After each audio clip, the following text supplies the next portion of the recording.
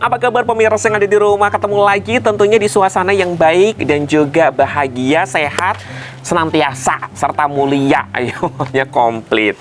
Di narasi sehat, narasi kesehatan. Pemirsa, kalau kita berbicara tentang anak-anak gitu kan ya, balita, bayi, itu kayaknya harus diperhatikan yang namanya tumbuh kembangnya. Untuk episode kali ini kita akan membahas hal itu pemirsa. Seperti biasa, nanti kita akan dijelaskan sama narasumber yang sudah berkompeten di bidangnya. Tidak hanya itu saja, kita akan tanya tentunya masyarakat Kota Pekalongan tentang topik hari ini. Apakah paham atau tidak gitu kan. Nah, di samping Aziz sekarang sudah ada anak magang baru nih pemirsa di Batik TV ya. Oke, kita kenalan terlebih dahulu. Halo, dengan siapa nih? Dengan Isya. Isya, nama lengkapnya? Uyunila Sarani. Uyunil ya. Uyunil dari mana? Magang di Batik TV ya? Iya. Magang dari di Batik TV berapa lama kalau boleh tahu? 3 tahun. Tiga bulan. 3 tahun lulus, nggak usah sekolah berarti 3 bulan. Ya. Gimana? Ini berarti udah berapa lama? Baru seminggu. 1 minggu, nggak betah ya? Ya udah pulang sana loh, malah dipulangkan. Hari ini Mas Aziz lagi ngebahas. Uyunil kan sudah memiliki balita ya? Belum. Belum tuh, kan masih sekolah pemirsa. Oke, tapi nggak masalah. Hari ini Mas Aziz lagi membahas program Narasi Sehat. Topiknya tentang tumbuh dan kembang bayi dan juga balita. Kamu tahu nggak perbedaan bayi dan balita? Bayi itu ya masih kecil. Kalau balita ya. lebih kecil lagi. Nggak apa-apa gitu kan ya, itu kan pendapat kamu ya. Masalah bener atau enggak, netizen hujat dia. Jangan dong ya. Enggak, kita lagi ngebahas tumbuh kembang gitu kan, berarti yang di highlight adalah tumbuh kembangnya, bukan bayi atau balitanya. Tapi kalau menurut Uyunil sendiri, Uyunil, kamu namanya Uyunil kan? Iza, panggilannya Iza pemirsa, bukan Uyunil ya. Iza, kalau Iza sendiri tahu nggak pengertian dari tumbuh dan kembang? Kalau pertumbuhan itu tumbuh besar gitu. Bukan dari dong. Kecil. Kalau pertumbuhan itu tumbuh-tumbuhan. Bukan lah. Dia nggak paham, semakin diputar-puterin semakin nggak paham ya. Tapi apa ya tadi? Kalau tumbuh itu? Dari kecil ke besar. Dari kecil ke besar. Oke, itu tumbuh ya. Kalau kembang? Itu otaknya yang berkembang. Singkat padat jelas salah gitu ya. Oke, tapi nggak apa-apa Uyunil, ini menurut Uyunil ya, ibaratnya ya, kalau namanya tumbuh itu ya bertumbuh semakin besar. Kalau umpamanya kembang itu yang berkembang adalah otaknya, berarti yang lain tidak berkembang ya. Cuma otaknya saja. Oke, nggak masalah gitu kan ya. Tapi ada yang namanya apa ya, ibaratnya kalau umpamanya kita berbicara tentang tumbuh dan kembang ini ada istilah 1000 HPK ya. Nah, Kak Aziz pengen tanya nih sama Uyunil, tahu nggak kepanjangan dari HPK? Belum tahu, Mas. Belum tahu. Belum. Kamu penasaran? Iya. Aku enggak tapi.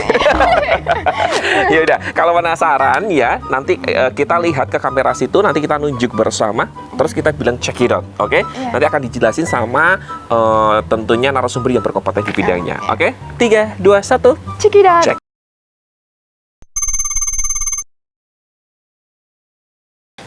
Baik, jadi pertumbuhan adalah pertambahan jumlah sel pada tubuh anak. Jadi ini menyebabkan bertambahnya ukuran tubuh anak seperti itu. Nah, pertumbuhan ini misalnya seperti pertumbuhan berat badan, kemudian panjang badan, lingkar kepala, kemudian lingkar lila. Misalnya anak lahir dengan berat badan 2.500 gram. Nah, dengan bertambahnya usia maka berat badannya akan naik ya. Jadi 3 kilo, 4 kilo seperti itu. Nah, kemudian untuk perkembangan sendiri, ini bertambahnya kemampuan dari fungsi organ tubuh bayi atau balita. Nah, untuk perkembangan ini misalnya kemampuan bayinya seperti motorik kasar, motorik halus, kemudian bicara bahasa, sosialisasi dan kemandiriannya juga semakin bertambah. Misalnya anak udah bisa duduk, kemudian nanti bisa berdiri, kemudian bisa jalan seperti itu. Jadi semakin bertambah seperti itu.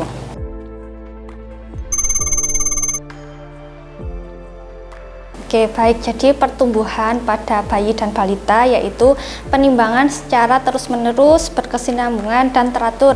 Biasanya penimbangan ini dilakukan di posyandu setiap 1 bulan sekali ya.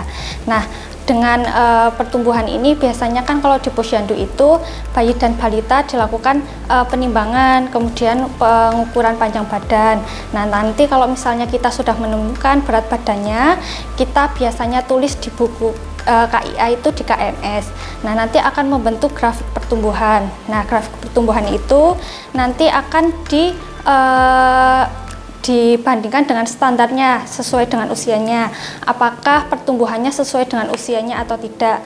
Nah, apabila nanti ditemukan mungkin pertumbuhannya tidak sesuai dengan usianya, maka akan dilakukan intervensi lebih lanjut seperti itu.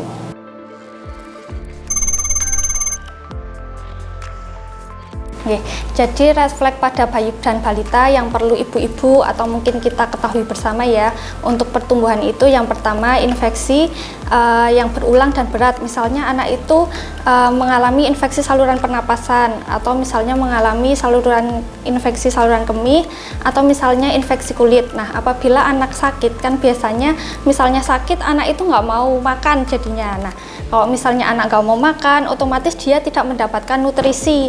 Nah, misalnya anak tidak mendapatkan nutrisi, otomatis berat badannya tidak akan naik, bahkan cenderung berat badannya turun. Kemudian yang kedua, red flag pada anak yaitu misalnya muntah dan diare. Nah, misalnya muntah atau diare, misalnya anak makan, tapi kan dia tidak terserap ya nutrisinya. Jadi percuma aja kalau misalnya nutrisinya baik, tapi dia tetap muntah dan diare, bahkan terjadi komplikasi selanjutnya seperti itu. Nah, itu juga akan mengganggu pertumbuhan pada anak. Kemudian yang ketiga itu kelainan jantung. Nah, kelainan jantung ini juga mempengaruhi penyerapan dari nutrisi makanan pada si bayi dan balita.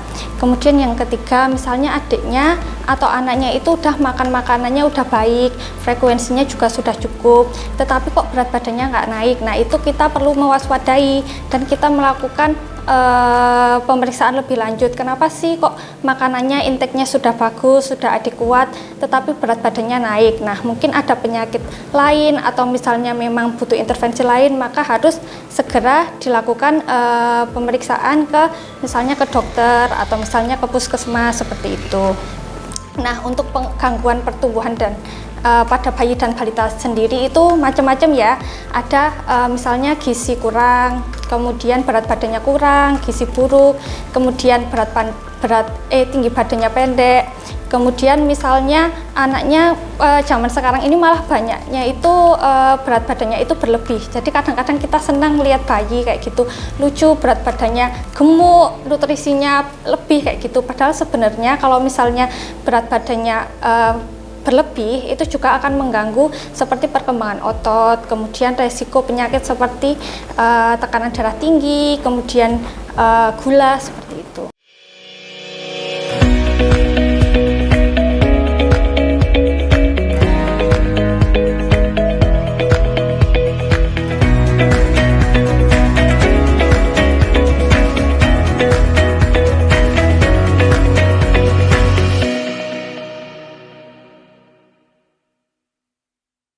Halo buat pemirsa yang ada di rumah, kembali lagi masih di program Narasehat, Narasi Kesehatan. Nah, kalau tadi kita sudah mendengarkan gitu kan ya penjelasan sedikit tentang topik edisi hari ini tentang tumbuh kembang bayi dan juga balita, pemirsa, sama narasumber kita gitu kan ya. Kemudian tadi juga ternyata banyak ya masyarakat yang belum begitu tahu gitu kan ya apa saja sih sebenarnya yang dibutuhkan, kemudian juga apa itu pengertian dari HPK ataupun 1000 HPK ya lebih tepatnya, dan juga pengertian dari tumbuh kembang bayi dan juga balita itu tersendiri. Nah, sekarang di samping Aziz sudah ada lagi nih pemirsa, salah satu anak magang juga, ini baru tentunya di Batik TV. Kita kenalan terlebih dahulu. Halo, dengan siapa nih, Tos? Vika namanya. Vika. Ya. Vika, kalau boleh tahu dari sekolah mana? SMK 1 Batang. SMK 1 Batang. Dengar-dengar jurusannya Tata Boga tapi magangnya di Batik TV ya? Enggak. Oh, enggak. Iya, jurusannya apa dong kalau boleh tahu? Desain komunikasi visual. Desain komunikasi visual atau biasa disingkat dengan DKV. KDV ya. Kebalik dong. DKV. Vika, oke, hari ini Kak Aziz lagi ngebahas tentang program Narasehat. Temanya itu tentang tumbuh kembang bayi dan balita. Vika di rumah sudah punya bayi? Belum. Oh, belum. Vika dulu pernah balita? Pernah. Oh, pernah. Alhamdulillah ya saya connect gitu. Takutnya kalau anak-anak makan itu nggak connect gitu. Oke, berarti kalau umpamanya pernah balita, pernah bayi juga dong? Pernah. Pernah ya. Berarti tahu dong apa itu tumbuh dan kembang? Tahu kayaknya. Nah, coba kembang itu apa? Kembang itu kayak proses Salah. Kembang bahasa Indonesianya? bunga. Semakin ke sini, semakin ke sana. Kalau tubuh? Ke atas. Enggak. Tubuh kan ini badan. Ya, semakin oke deh. Kayak gitu ya ibaratnya ya. Iya. Paham nggak aslinya? Enggak. Enggak. Ya. Terus Vika, kan hari tadi Kak Aziz juga tanya ke teman kamu gitu kan ya sama Uyinil. Ternyata Uyinil belum paham apa sih singkatan dari 1000 HPK. Kalau Vika tahu nggak apa singkatannya? Tahu.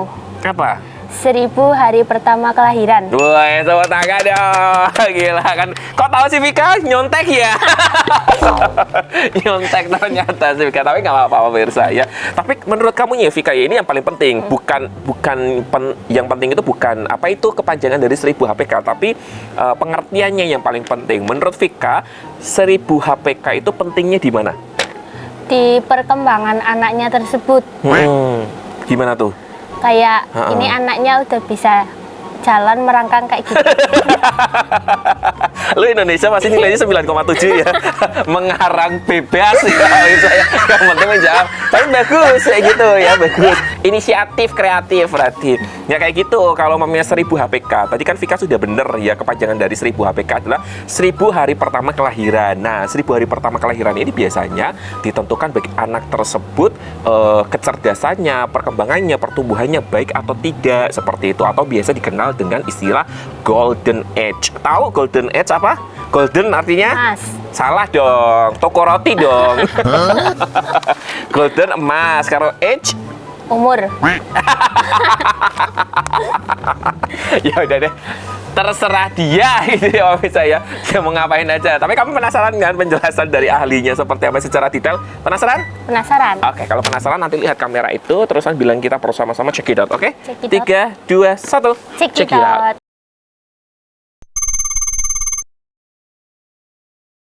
Jadi pemantauan perkembangan yaitu kita kalau bicara tentang perkembangan pasti kita ada dua ya, deteksi dini dan stimulasi.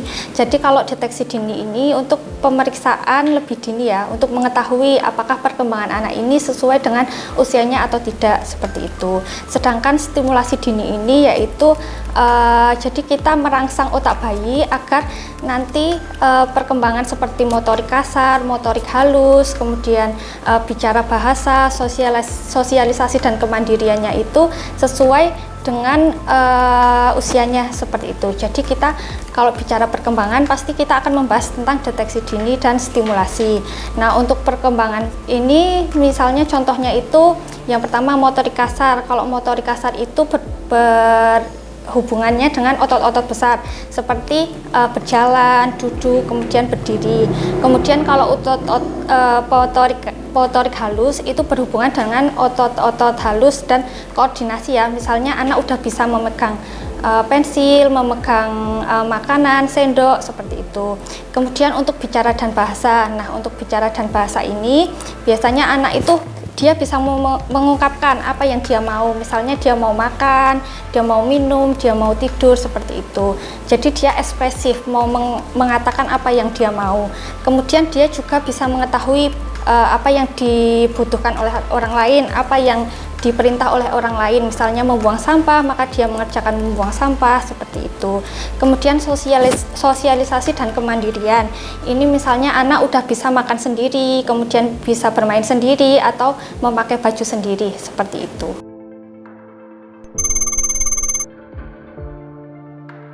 Jadi bayi dan balita itu harus dipantau perkembangannya, karena yang pertama kan perkembangan anak itu selalu mengikuti usianya. Nah, perkembangan ini bisa kita pantau sebenarnya di rumah sendiri ya, oleh orang tua atau oleh pengasuh itu menggunakan buku KIA. Nah, kalau kita mengetahui perkembangan sesuai usia, apabila nanti diperiksa ternyata anak tidak sesuai dengan perkembangannya, maka kita bisa melakukan intervensi secara dini, sehingga intervensi yang dilakukan itu lebih optimal, kemudian cepat dan tepat, sehingga nanti perkembangan selanjutnya bisa sesuai dengan usianya.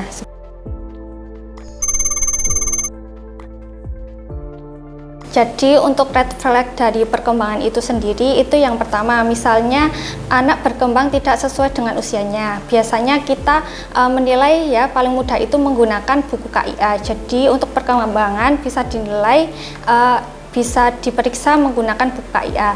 Apabila perkembangannya tidak sesuai dengan checklist yang berada di buku KIA, maka itu bisa dilakukan intervensi seperti itu. Kemudian yang kedua, misalnya perkembangannya itu malah menurun.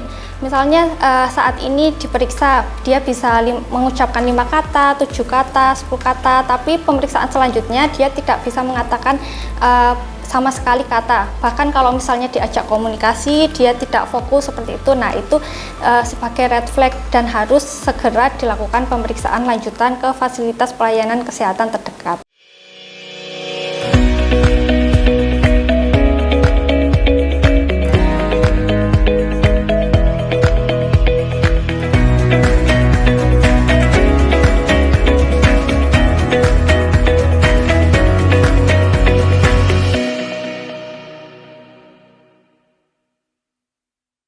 Oke, pemirsa, kita masih tentunya di studio Batik TV. Kalau tadi kita di studio 1, sekarang pindah ke studio 2, pemirsa. Ya, masih bersama dengan anak-anak magang. Kayaknya edisi hari ini edisi anak magang ya, untuk ngulik gitu kan ya, mereka apakah knowledge-nya, IQ-nya bagus apa tidak. Tapi aku yakin bagus-bagus sih ya, karena anak-anak magang itu cerdas-cerdas.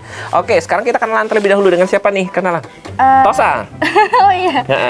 Dengan siapa? Nama aku Maulida Aprilia. Maulida Aprilia, biasa dipanggil Jessica ya. Jessica Kumala Wongso. Oke, kalau boleh tahu Maulida dari mana? SMK? Dari SMK Muhammadiyah Doro. SMK Muhammadiyah Doro. Kalau nggak salah jurusannya kecantikan ya, tapi daftarnya di Batik TV magangnya. Jurusannya apa dong? Jurusannya broadcasting dan perfilman. Kenapa? Jurusannya broadcasting dan perfilman. Broadcasting dan perfilman. Jadi masih relate ya pemirsa kalau maunya makanya di Batik TV. Oke, hari ini Kak Aziz lagi ngebahas tentang perkembangan kembang. Menurut kamu yang benar, perkembangan atau kembang tubuh bayi dan balita? Perkembangan. Berarti kalau perkembangan itu artinya apa nih kalau menurut kamu?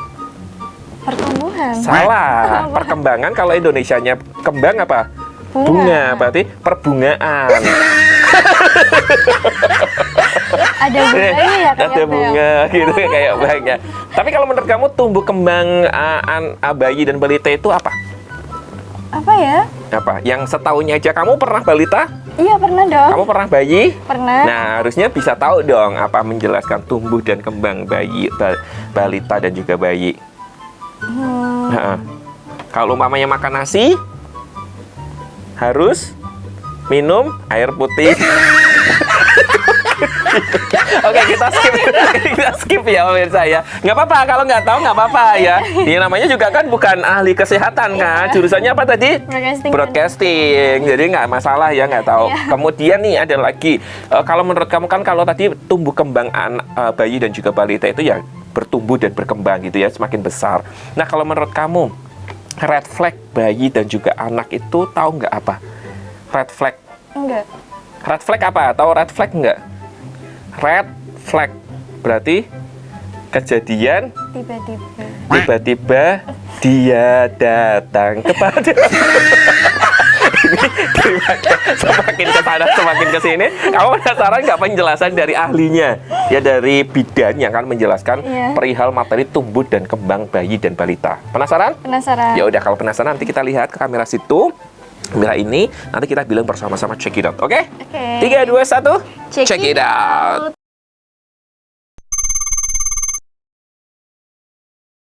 Jadi pertumbuhan dan perkembangan itu sebenarnya bisa dipantau mulai dari di rumah ya, yang paling dekat itu bisa dari orang tua. Misalnya orang tua bekerja bisa dengan pengasuh, misalnya diasuh oleh neneknya atau misalnya diasuh oleh asisten rumah tangga seperti itu. Yang kedua bisa dilakukan di posyandu, yaitu dengan kader, kemudian di fasilitas pelayanan terdekat, misalnya di puskesmas atau di rumah sakit seperti itu, bisa dengan tenaga kesehatan, atau biasanya juga bisa dilakukan di sekolah atau yang sering kita lakukan yaitu SDI di TK. Nah, untuk kapan saja pertumbuhan dan perkembangan? Untuk pertumbuhan sendiri biasanya dilakukan setiap 1 bulan sekali, itu bisa dilakukan di posyandu. Nah, kalau untuk perkembangan dilakukan untuk usia 0 sampai 12 bulan biasanya dilakukan setiap 3 bulan sekali. Jadi pada usia 3 bulan, 6 bulan, 9 bulan, dan 12 bulan. Untuk anak usia 12 sampai 24 bulan biasanya dilakukan setiap 6 bulan sekali. Jadi pas usia 12, kemudian 18 bulan, kemudian 24 bulan. Nah, untuk anak usia 2 tahun sampai 6 tahun bisa dilakukan setiap 1 tahun sekali. Usia 2 tahun, 3 tahun, 4 tahun, 5 tahun, dan 6 tahun.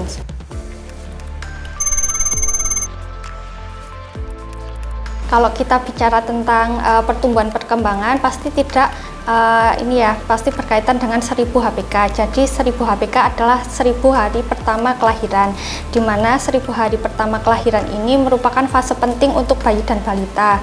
80% otak bayi ini berkembang pesat di masa ini. Nah, kita sering sebutnya itu golden age atau masa keemasan, karena memang perkembangan otaknya itu sangat pesat. Jadi manusia bagaimana pertumbuhan perkembangannya, kemudian kecerdasannya itu tergantung pada 1000 HPK ini. Nah, 1000 HPK ini dimulai dari 9 bulan masa kehamilan dan 2 tahun setelah kelahiran.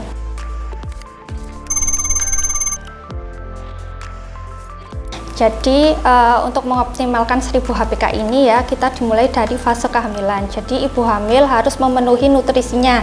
Ibu hamil yang nutrisinya mungkin modalnya belum cukup, nah kita harus perbaiki saat kehamilan seperti itu. Nah, apabila modalnya sudah baik, maka kita harus menjaga agar nutrisinya tetap terpenuhi. Kemudian mengkonsumsi tablet tambah darah atau vitamin kehamilan.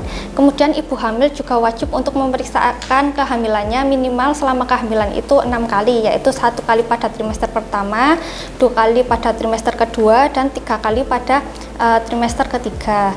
Kemudian setelah fase kehamilan kita akan bayi lahir itu akan namanya IMD ya, inisiasi menyusui dini. Jadi ini bermanfaat untuk memastikan bayi mendapatkan ASI pertama yang keluar dari tubuh ibu seperti itu, karena ASI yang pertama itu mengandung kolostrum dan baik untuk antibodi bayi.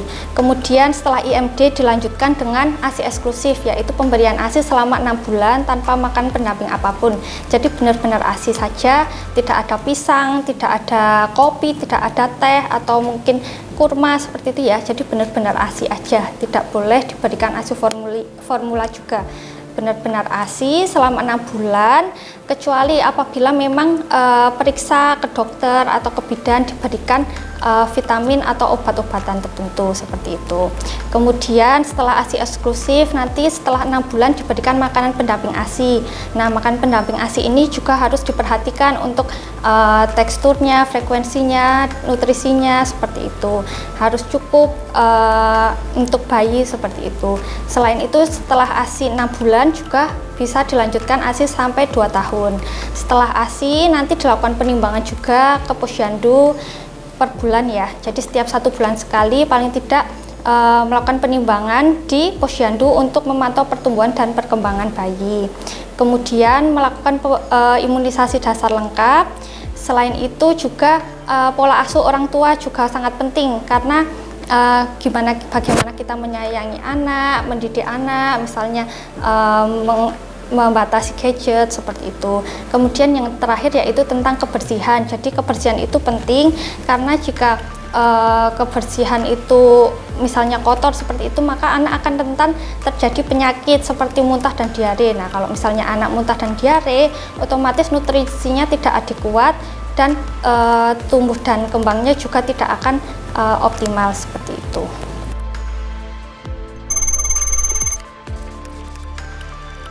Jadi untuk mungkin ibu-ibu atau tetangga ya, jadi ini semuanya yang mungkin punya bayi atau balita seperti itu untuk melakukan pertumbuhan dan perkembangan. Jadi untuk memantau pertumbuhan dan perkembangannya. Jadi kalau misalnya pertumbuhan dan perkembangannya terpantau seperti itu, apabila nanti terdapat masalah seperti itu, bisa diintervensi lebih cepat, lebih tepat seperti itu, dan intervensinya akan lebih optimal sehingga pertumbuhan dan perkembangannya akan sesuai dengan usianya.